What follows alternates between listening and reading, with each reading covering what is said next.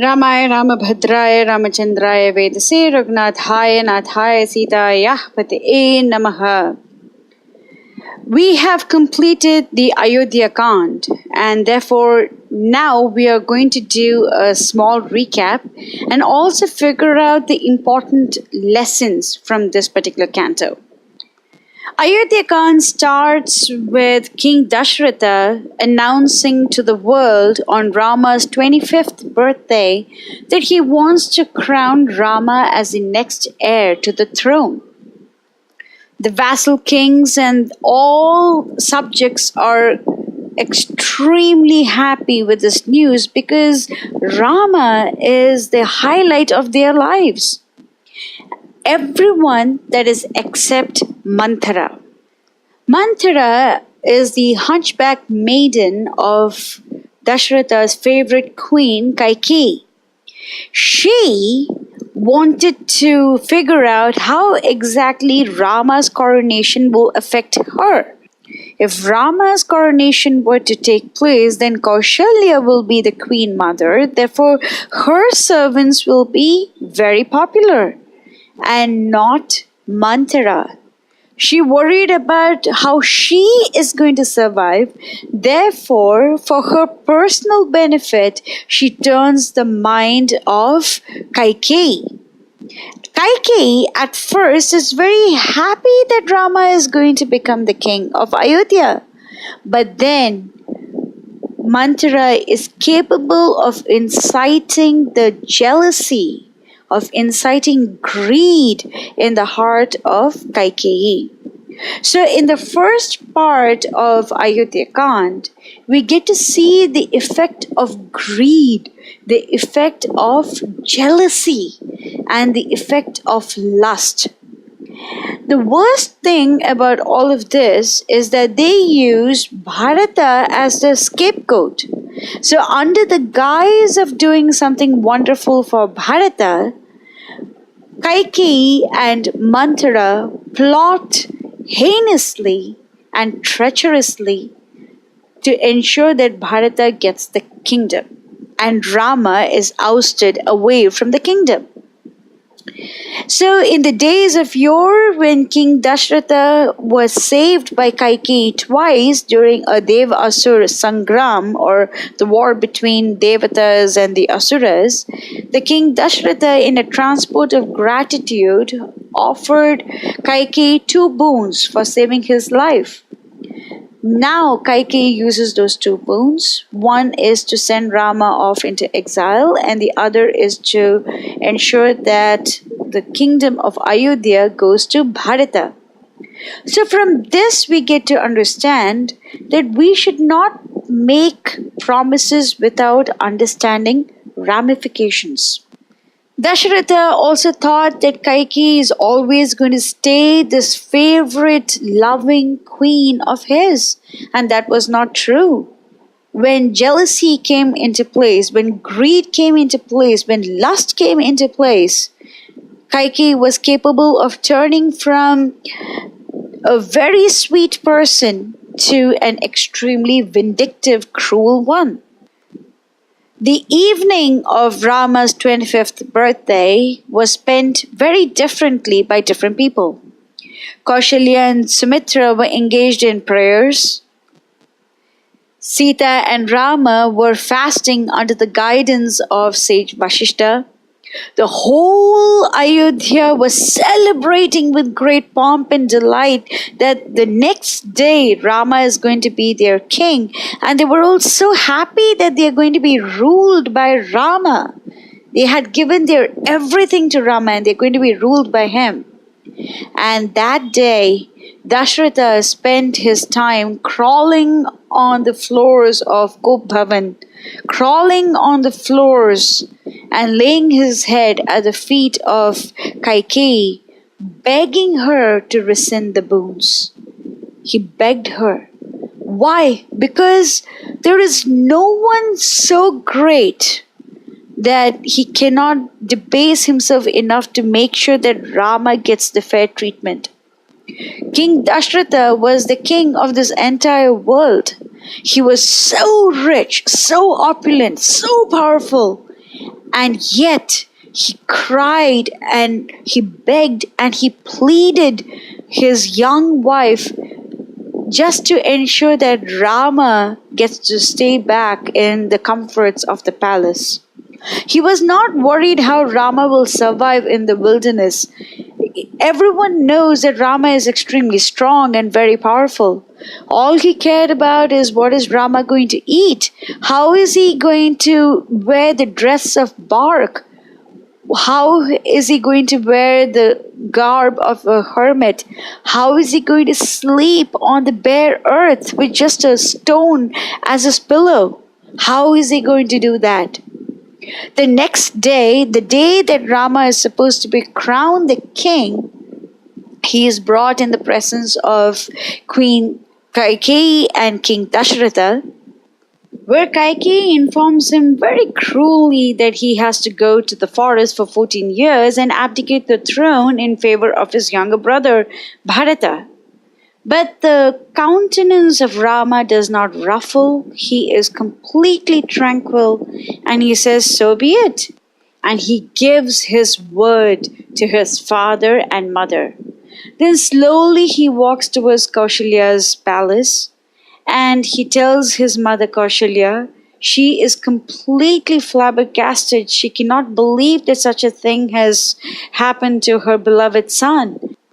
She and Lakshmana plead with Rama not to go, but Rama is finally able to convince them. Kaushalya wants to follow Rama into the forest, but Rama says that the place of a wife is at the side of her husband, and therefore he wants Mother Kaushalya to serve his father, King Dashrath. Then finally Kaushalya consents, she offers blessings. Then Rama goes to meet Mother Sita, who instinctively understands that there is something wrong with Rama. Then without any preamble, Rama says that he has to go to the forest. Within no time, Sita too decides that she too will follow Rama into the forest. When Rama repeatedly refuses to take Sita with him to the forest, Sita gets angry out of intense and immense love for Rama, and finally Rama too agrees to take Sita. Then Lakshmana, who cannot live without Rama, too pleads, and finally Rama agrees to take both Sita and Lakshmana with him to the forest. They distribute their vast wealth. Then we see the next phase of Ayodhya Khand. That is the departure of Lord Rama, Sita and Lakshmana. So after distributing the vast wealth, they arrive at Dashratha's palace. The various mothers and King Dashratha are very moved. And so many people try to tell Kaikeyi that she is in the wrong. They are King Dashratha, Sumantra, Siddhartha, and even sage Vashishta rebuke Kaikeyi. But Kaikeyi is so immured in the selfish attitude that she does not even listen to sage Vashishta. Then Mother Kaushalya teaches Sita the duties of being an ideal wife, and Sita agrees that she will follow Rama and she will support him in his dharmic actions. Then Rama, Sita and Lakshmana depart on Sumantra's chariot. The citizens lament, Dashratha laments, Kaushalya laments, and Mother Sumitra consoles Kaushalya. Here Mother Sumitra shows that an ideal mother is the one who does everything that is for the benefit of her child. One son, Shatrughna, was in Kaikeyi's father's land along with Bharata, and she had only one other son, Lakshmana. But she says, "Lakshmana, you too should go to the forest, and you should serve Rama and Sita diligently over there, because that is your duty. To serve Rama under all conditions, that is your duty." She didn't mind her beloved son walking in the forest with thorns and bushes and ferocious animals. She just wanted him to be with Rama, to serve Rama and Sita. That is the duty of a perfect mother. And Mother Sumitra shows that. The citizens all follow Lord Rama, Sita, and Lakshmana, and they encamp on the bank of river Tamasa. In the morning, Rama decides that he should go off away into the forest because he didn't want his Ayodhya Vasis to suffer in the forest along with him. So he, Sita, Lakshmana get on the chariot with Sumantra and they proceed deeper into the forest. The citizens are bereaved and their faces are distorted with their agonizing pain of separation from Lord Rama. They return to Ayodhya and the women of Ayodhya berate them because they love Rama more than anybody else in their lives. Soon, Rama, Sita, and Lakshmana reach the banks of river Ganga. They encamp in one city called Shringavirpura, which was the kingdom of the Nishada king Guha, who is a very close friend of Lord Rama. That night, Sita and Rama sleep beneath an ingudi tree, and Sumantra, Guha, and Lakshmana spend the entire night praising the virtues of Mother Sita and Lord Rama. With the help of Guha's friend, Rama, Sita, and Lakshmana cross river Ganga. They go on, and they finally reach the hermitage of sage Bharadvaj. The illustrious sage asks them to reside in the beautiful mountain of Chitrakuta. En route, they visit the hermitage of the great sage Valmiki, and they happily reside in Chitrakuta. And here Valmiki mentions that even the travails of the forest did not hamper the joy that Sita had in staying with Lord Rama. In the meanwhile, Sumantra returns to Ayodhya and King Dashratha is so troubled by the fact that Rama, Sita, and Lakshmana have indeed gone off deep into the forest. At the final moments, King Dashratha can just think about one thing, and that is about Lord Rama. And thinking about him, thinking about his beautiful face, thinking about the day that he will return to Ayodhya, and thinking about the joyous reunion that those wonderful, fortunate people will have when they see Rama return, the great king quits his body. Dashratha teaches us that while we are alive, we should constantly serve Rama, and when we die, we should die thinking about him. Now, a kingless kingdom is not right. Therefore, Vasishtha decides that the best recourse is to get Bharata and Shatrughna to return from Kaikeyi's father's land. Therefore, he sends messengers to Girivraja. Now we are going to see the extreme sensitivity of Bharata himself.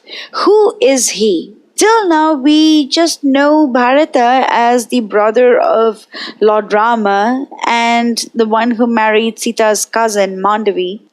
And he is currently residing in his grandfather's home. But apart from that, we don't know who Bharata is. So when Valmiki introduces him to us, we see him as a person who is extremely sensitive because he is able to dream the death of King Dashratha. He is able to understand, he is able to perceive that there is something inherently wrong in Ayodhya, that the devotee of Lord Rama is suffering or has already suffered. And this is the introduction of Bharata. Bharata returns to Ayodhya, but at the same time, he can see that there are certain indications that show that something is seriously amiss in Ayodhya. Bharata goes to meet his father but is unable to see him. Then he goes to his mother's palace, and Kaikeyi thinks that her actions were indeed pleasing to Bharata, and therefore she joyously and cheerfully tells Bharata that Dashratha died and Rama and Lakshmana are now in the forest, and Bharata is unable to bear it when he questions why Rama was sent off to the forest because he is incapable of committing a crime. Mother Kaikeyi says that it is because of two boons that King Dashratha gave her, and she orchestrated this just to ensure that Bharata wins the kingdom.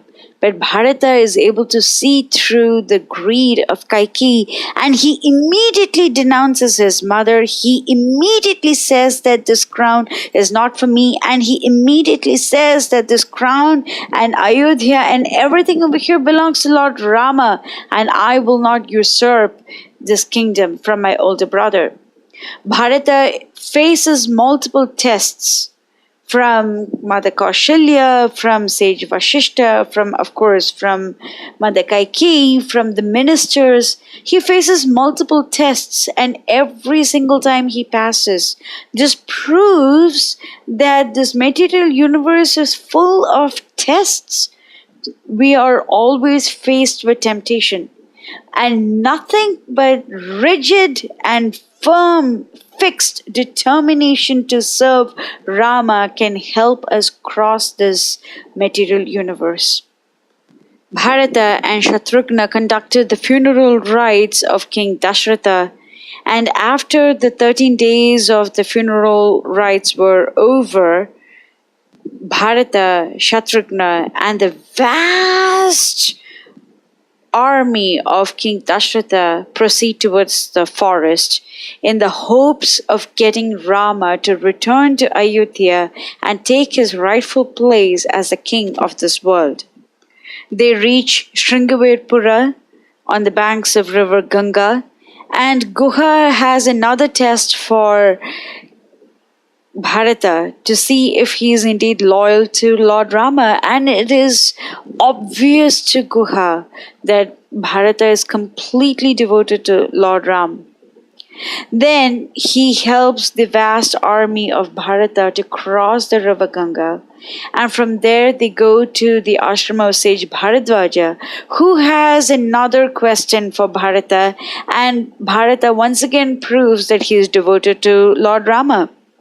Then Bharadwaja, with his mystical opulences, treats the army of Bharata quite opulently, but Bharata, despite receiving the temptation to occupy a temporary palace throne, he occupies only the seat of the minister and puts Rama on the temporary throne of that temporary palace, which once again proves to Bharadwaja that even in the most temporary situation, Bharata always is the servant of Lord Rama. He doesn't lord over his older brother.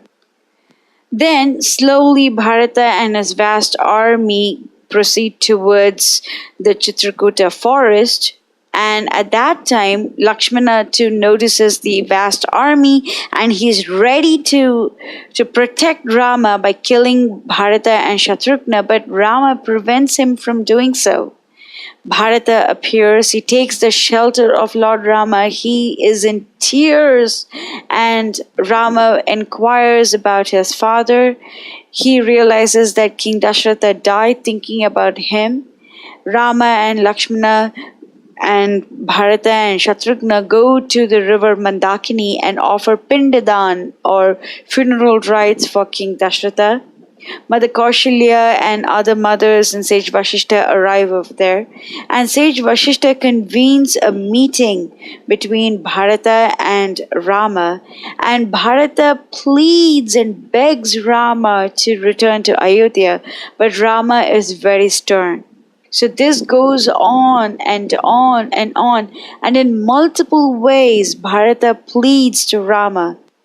But Rama is firm in his adherence to Dharma, and he says that he will not flout the promise that he made to his father and Mother Kaikeyi to reside in the forest for 14 years. Then Jabali, one of the priests of King Dashratha, poses Mayavada philosophies in the hopes of getting Rama to return to Ayodhya.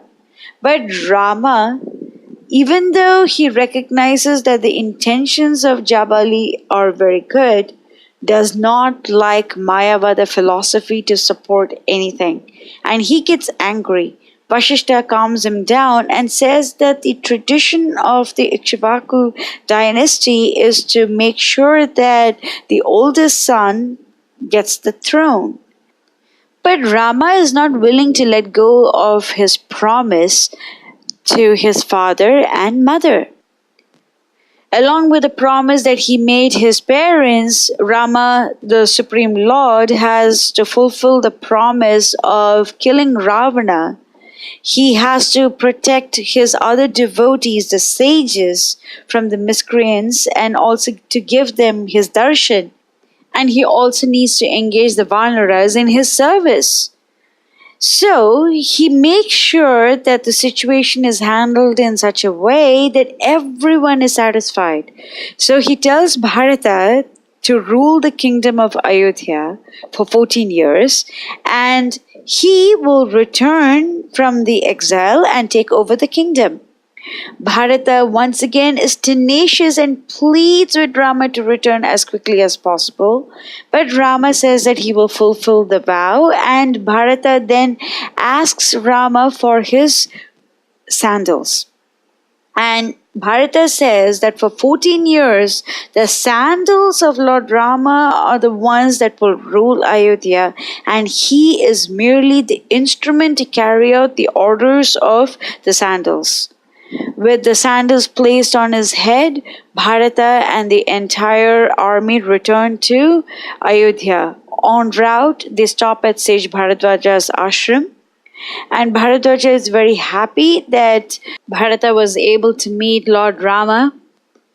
After returning to Ayodhya, Bharata decides to coronate the sandals of Lord Rama in Nandigrama at the outskirts of Ayodhya.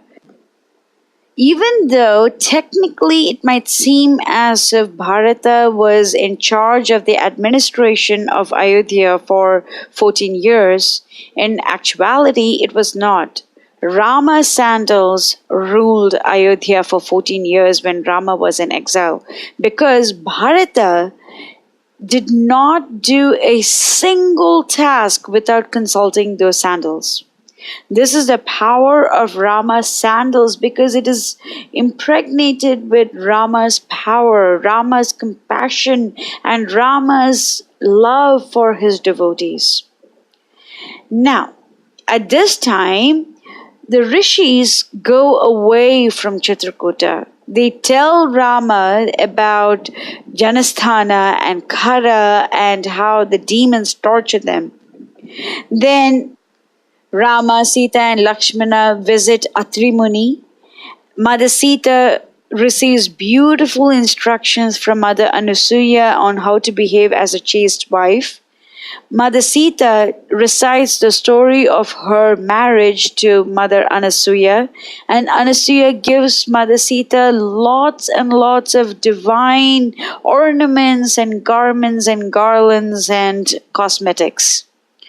Then the rishis in Atri Muni's ashrama warn Rama about the dangers of the forest, and Rama, Sita and Lakshmana leave Atri Muni's ashram and they go deeper into Dandakaranya. So in Ayodhya Khand, basically we see the effect of greed and we see how to solve it. How do we get out of greed? Kaikeyi stood for greed and selfishness, and her son teaches us how to be devoid of greed, and that is to know that we are not the proprietor. Lord Rama is a proprietor. This canto is called Ayodhya, so it has multiple meanings. The first one is that this canto was all because the greed of Kaikeyi manifested in her wanting the kingdom of Ayodhya to further her own selfish interests, to ensure that her position in the royal household is secure. And for that, she used her own son as the scapegoat. And the other deeper meaning of this canto is Ayodhya means the one that is difficult to win in war. And greed is extremely difficult to win. But you can win it. You can remove all temptations if you follow the footsteps of Bharata and recognize the fact that Rama is a sole proprietor. There is absolutely nothing that does not belong to him. With this in mind, let us go on to the next canto called the Aranya-kiṅkarī, which means the journey through the forest. Mangalam Koshlendraya Mahaniya Gunaptiye Chakravarti Dhanurjaya Sarvabhaumaya Mangalam.